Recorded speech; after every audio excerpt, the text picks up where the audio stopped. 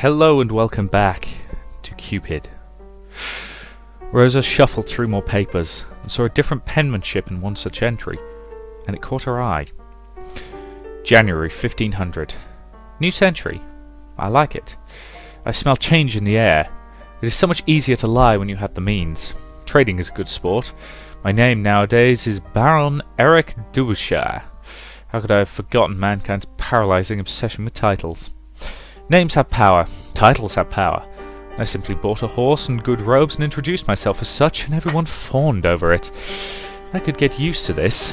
The taste is refreshing. I must plan this better next time. A background, a story. People love stories. Maybe I shall be an actor next.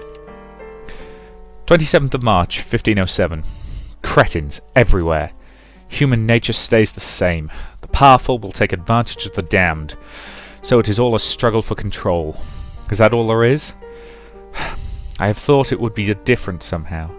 I learned class from a different era. What was I expecting? Fortunately, I am well acquainted. The next entry's penmanship was scratchy and difficult to understand. 1st of December, 1550. I am tired of this life. It is all an endless cycle and I can't stand the taste of it any longer. Love turns to ash in my mouth. I'm trying to stop. I want to stop.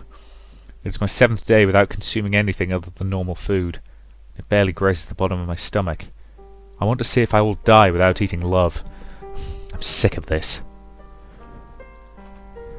Now you know what he is, Rosa. He consumes love. I don't know exactly what he is, but he is a monster. I keep telling you, he's an incubus. Or if you're a Dresden Files fan, he's a vampire of the White Court. Which is exactly the same thing. A demon.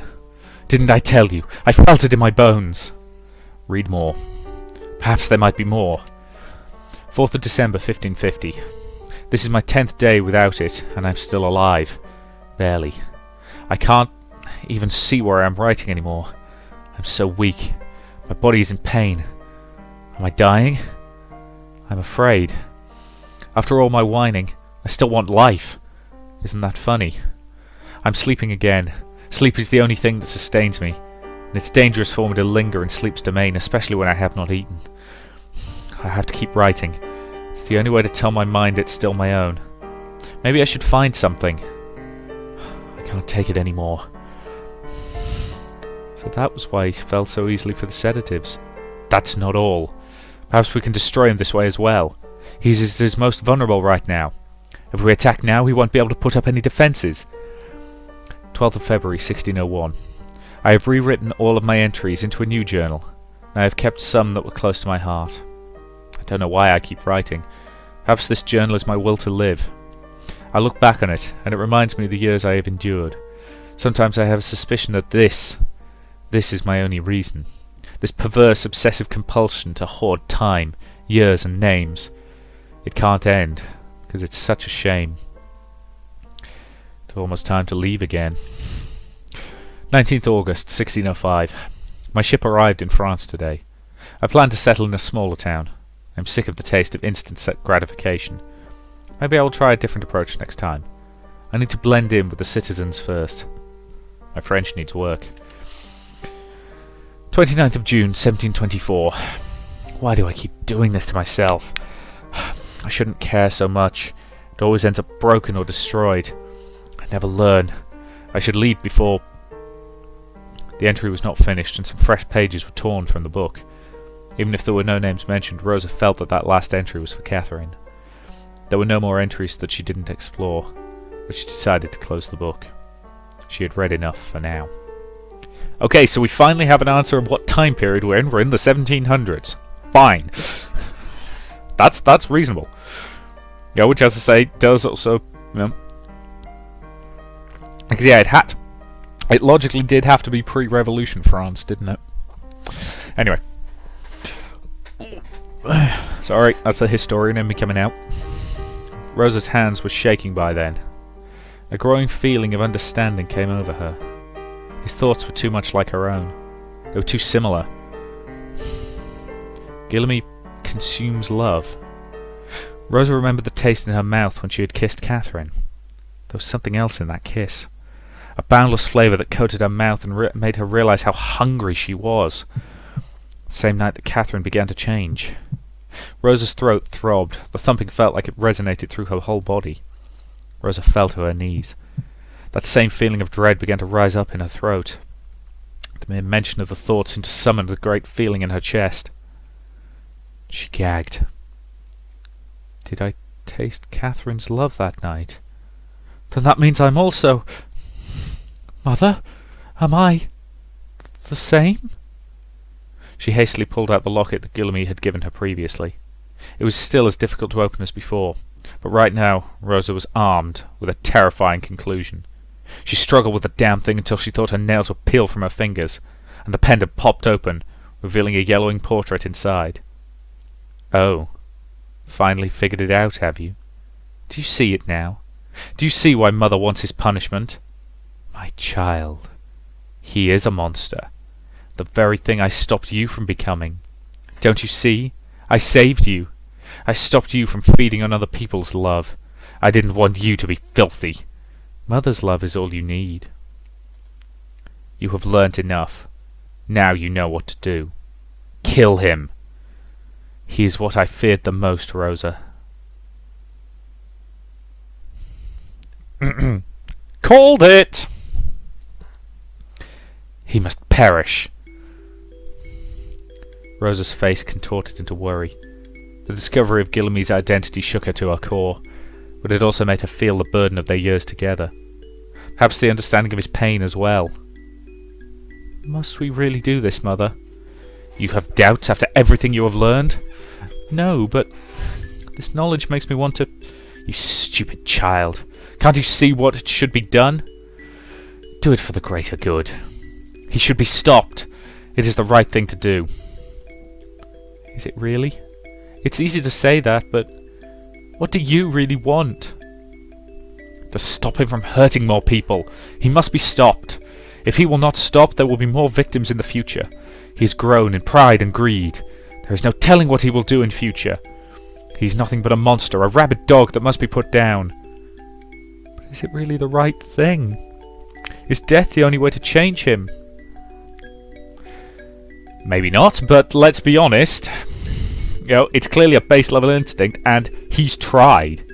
He's tried to go cold turkey. He's tried to quit. He's tried to stop. And the fact that he's still here proves that he failed. You know, so it's not pleasant. Maybe not.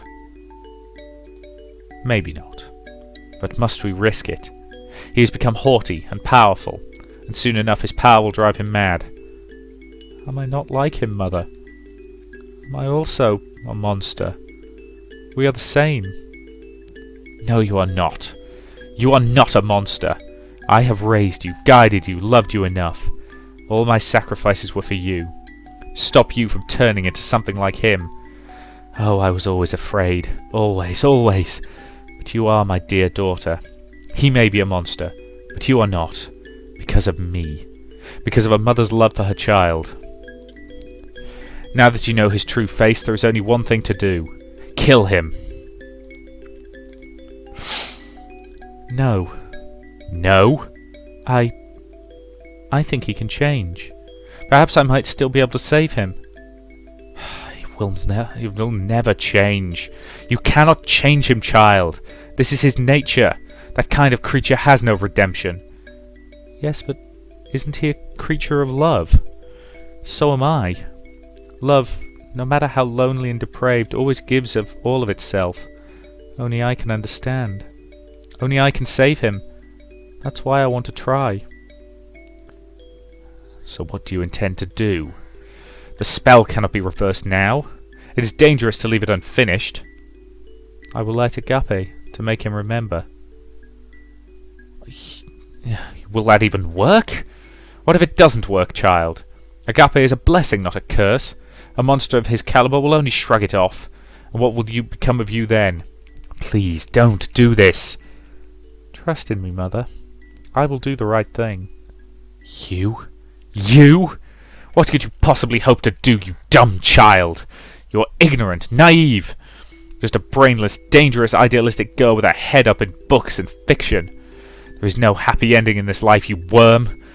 Oh, you bring me so much pain. I should have abandoned you years ago. You cannot hurt me any longer, Mother. I know that you love me. You are my memory. As such, I want to remember you as the one person who loved me with her whole heart, not the tainted woman who abused me.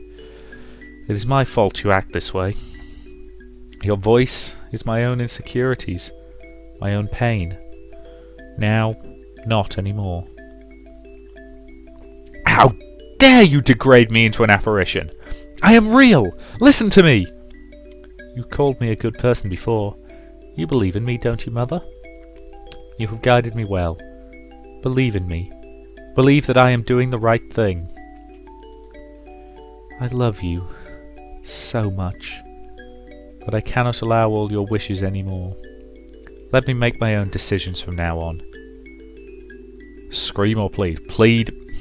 My darling! I know you are strong now, but please! Are you not going to avenge me? Wouldn't you do that for me? Revenge? Is that really what you want? Will that give you the peace you seek? I don't know. What else? I do not think revenge is what you really want. I don't know what you're talking about. You are a part of me, Mother. You are me. You simply crave punishment. You crave atonement.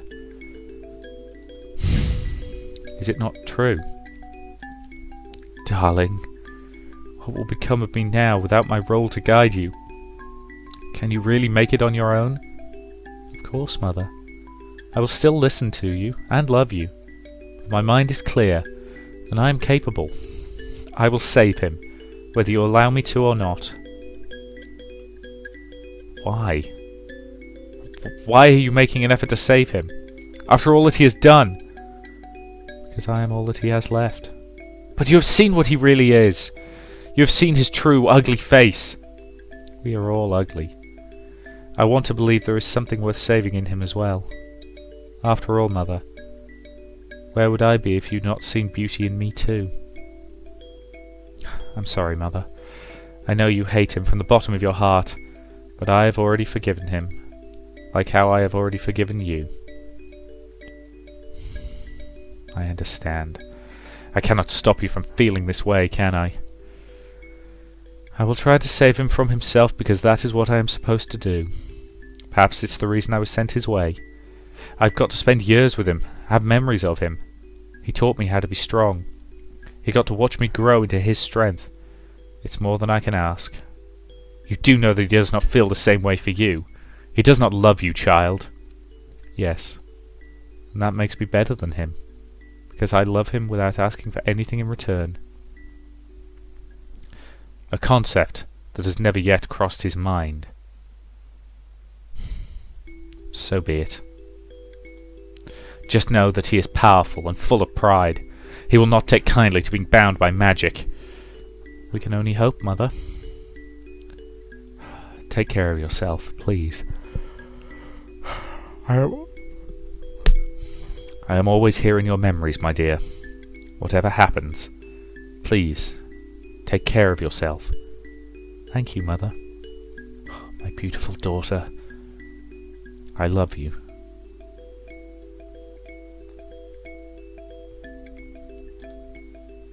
Chapter 8. Transience. Weren't we just on Chapter 6?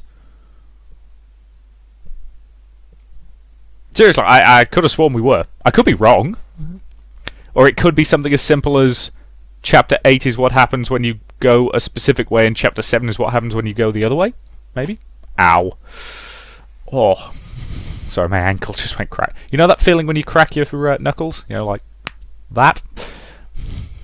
Yeah, basically most of my lower body does that, so ankles, knees, hips. Hips are unpleasant when that happens. You know, the rest of my joints are so used to it that it's only occasionally a bit painful. Anyway. What in me is dark? No light, but rather darkness visible. But that is not me. What is in me is not me. I fought with it, lived with it, survived, yet we become what we subdue. If this is true, then I was never myself. I am not a monster. Then what are you? Tired. Do you even really love me? Or were you just hungry? It is hard to divide that line sometimes. Hunger hovers over every action that I take. Maybe I was bored. That's sweet of you, Gilly. Truly marvellously classy. What are you doing in my dream, Catherine? I came to punch you in the face, you bastard. And then perhaps say goodbye. Pain wells up in my throat, and I answer it with anger. Goodbyes are pointless. I have no need for them. You're just another voice in my consciousness that will fade away in time. No, I am not. You're still a bastard, mind you. But I love you still. And I loved you. But does that matter now? I will love another one quite like you in future. You know, I can always tell when you're lying to me. Your mouth does that little twitch, and your nose flares up like you smell something bad. That man you knew is gone. He was nothing but an illusion you yourself designed, my dear. I only adapt. Then why do you still do it? How can I still tell you're lying? I'm not. Liar. You are holding a telescope. I don't see it. Sagittarius is over there, and I laughed, pointed your hand to the night sky. Beneath this blanket of stars, the brightest one was sitting right beside me. Would you believe me if I say, I never meant to kiss you, but I'm glad that I did. I had hoped you wouldn't see my hand shake. In your eyes, I feel like I am somebody worth loving. I am a lie. But that was the truth. The arrow you struck in my heart will work both ways, Monsieur. I have loved you since I was a child. And you just had to keep this mask on for years, longer than you usually had to. But you see, when you become something for a long time, it imprints on you like a seed. Maybe you liked keeping this face, Monsieur. Your cat died today, and we buried it in my garden. You were crying so hard that no one could comfort you. Candies or sweets or bribes never worked. And in my desperation I said, everything dies, as if that was a truth worthy to be told to a child. Did you know that the baker's dog also died? Things die, so please don't be upset. And your eyes stared up at me. To my surprise you began to laugh. Gilly, you're such an idiot. The baker's dog also died. You really tried to cheer me up. I shifted uncomfortably in my boots, but your laughter had you in stitches. You took away my love, but you can't take away my memories. Memories falter and fade. When you have lived as long as I have, memories are cheap. Love is cheap, Catherine. So, would you please leave me, now? I don't want to remember you anymore. I don't want this. Once upon a time, there was a man who lost his heart, so he eats others. I never lost it. I have always been cursed without it. Then take mine. Yours. Take my love with you until the end of time. You will never go hungry again. That's not true. You hated me at the very end like everyone else. Well, you ruined my life. Of course I hated you. You lied to me. You used me, but love and hate can be so similar. It's as simple as flipping a coin. But don't give me apathy, Guillaume. I want my memory to burn as bright as a star in your mind. And this memory, I want you to remember me by, is not my body hanging lifelessly by a rope. Remember me as the child who loved you. My dear Guillaume, I love you. I forgive you. An unfamiliar bitterness washes over my tongue. It threatens to sting my eyes with tears, clenching my throat with pain. Curiously, it is a sensation almost as foreign in its rarity. Love. Is it possible? Can I love a memory? Can I survive with only your love to give me sustenance? I take a step towards you. Something stirring in my dreamscape, and suddenly you are not there anymore. I see you in the distance, a semblance of your visage upon a grassy hill. The sky is dark, and the moon hangs ominously over your head. Catherine! Run! And you cannot hear me. My legs are draped in clear jelly. In dreams everything is slow, and I cannot get to you in time. Well, that's a really messed up image.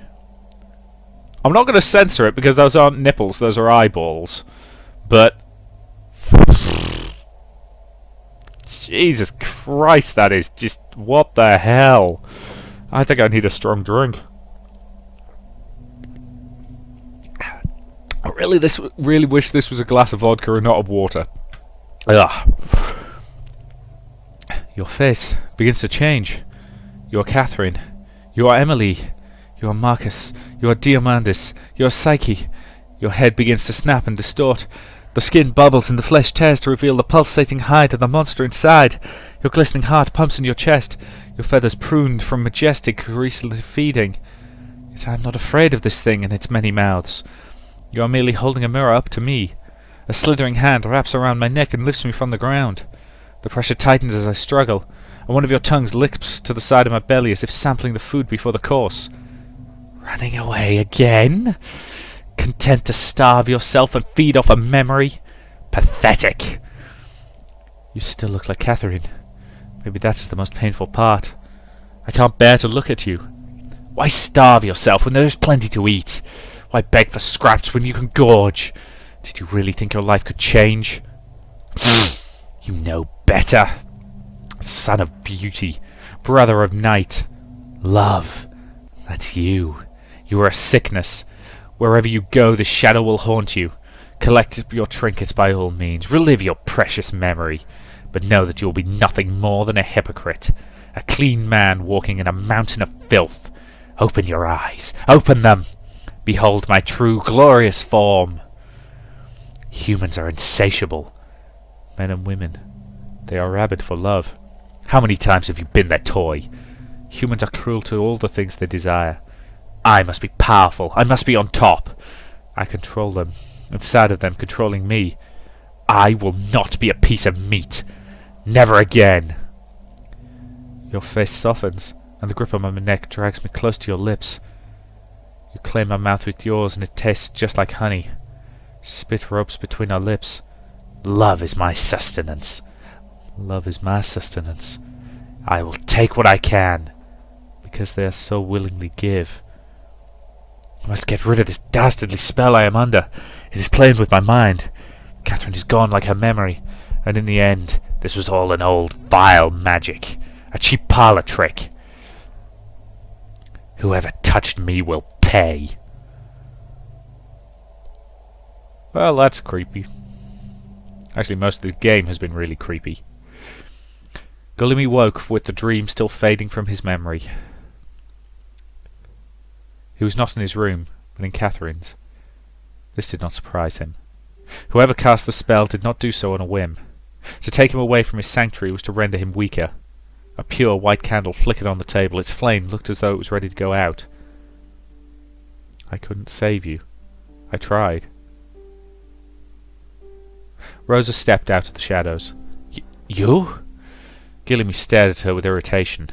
What is the meaning of this, Rosa? This is your doing? She looked at him with sadness. I was too weak to save you, Guillaume. Save me from what? From what you are. Guillaume's face crumpled into confused anger. I did not expect such contempt from someone I trusted. Do you expect me to ask your forgiveness for what I've done, sire? Because I won't. I will stand by what I did, and I will do it again if I can. But such a spell requires much preparation. You are not to do that again, do you hear me? I will not allow myself to be subjected to such an insult. I am not trying to do something that petty. I am trying to save you. I do not know what you are talking about. If you persist in this foolish behavior, I will be forced to take action. Go ahead. But I will simply try again. Stop it! Gillamy grabbed her shoulders in irritation and shook her. They stared at each other in heavy silence as Gillamy somewhat regretted his forcefulness. But Rosa didn't flinch nor look away, even at his outburst. There was no fear or fragility in her eye at all. She held her steady gaze until it was Gillamy who looked away. "Why? Why are you doing this? You should know how pointless it is." "I had to try, Gillamy. If there is a way to save you, I am inclined to take it. I had hoped Catherine's memory might work upon you." "Gillamy, I cast a spell to give you her memory, so you don't have to resort to feeding." Gillamy recoiled from her like a skin was scalding to the touch. "You... how did you—" Rosa just stared at him, her eye clear and resolute. "I know, because we are the same. We are creatures that emanate desire and feed on love. I lived with this curse knowing only a semblance of what I am. Mother taught me how to control it, in her own twisted way. I was lucky, Gillamy. I wasn't alone." "But you were." Rosa's eye bloomed with sadness. "I can only imagine how hard that must have been." Gillamy staggered back in shock. So there was another one like him. A desperate hope clutched onto him like talons. Was that why it had taken to her, without wanting to feed on her? "That's why I am doing this, Gillamy. I wanted to give you Catherine's memory, like how Mother's memory keeps me sustained.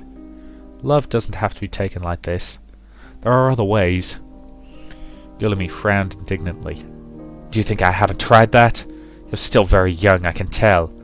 I've already endured centuries of this curse. I know all the tricks to survive. From strangers to the villages, I know how much I can take. I am meticulous. Then why must you insist on this method?" With no reason to stand for ceremony, Gillamy's face changed easily, and Rosa's jaw clenched. She was talking to a stranger now. His face lost the virtue of the one that belonged to a blameless man, and it was replaced by a curious, cheeky grin and a perpetual look of childish mischief. This man irritated her, and yet somehow Rosa felt like she had known him for a lifetime. He had always been there, hadn't he? Or rather, it had always been him. Why? Because it is fun, and the taste is worlds better. The experience of drawn-out love is unlike any human feeling. It is transcendent. It is the only moment I feel alive, the only moment I feel like a god, and once you've had a taste of it, nothing else compares. You must try it. I bet you can only afford to be self-righteous because you don't know any better. You're wrong. I did it to Catherine. I tasted her love and I was able to stop myself in time, for I knew it would destroy her. So that was you, huh? Made sense that Catherine's love for me waned. That's never happened before. Desire can be controlled, Gillamy. I do not wish to control it. Why should I? Admit it. You've longed for that taste since your tongue dipped into its pot. Rosa did not speak, and she shifted nervously on her feet. Gillamy went on. We are given this curse to endure, Rosa. Why must we scutter in the corner and humble ourselves? To whom do we abdicate ourselves to? To normal people? They are beneath us. For all their achievements and talents, love is the only thing that can drive them mad. Don't you see? Their weakness is the one thing we feed upon. It is the natural order. Gillamy stepped closer to her and touched her bare arm, and he tried to hide his bliss. I told you before. If you need power, then be powerful. And I will teach you how to wield it, for you still have much to learn. If you will join me, Rosa, just imagine what we can do. We will be powerful, you and I. Rosa's momentary confusion faded. The hard look appeared upon her face once again. I will never join you. You use people for your gain. So? Gillamy's voice couldn't keep from rising. What of it?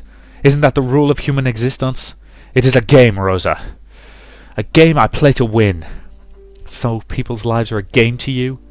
Gillamy shrugged. Of course they are. Humans use and abuse. They throw away on a whim. They destroy for no apparent reason except that they want to, and it took me the longest time to understand why.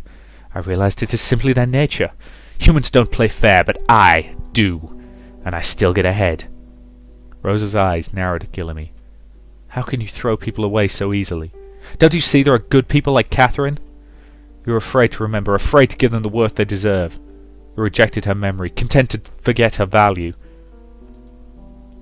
Gillamy was silent for a few moments. Right.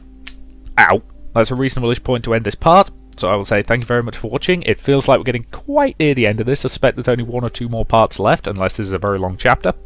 But either way, thank you very much for watching, and I will see you in the next.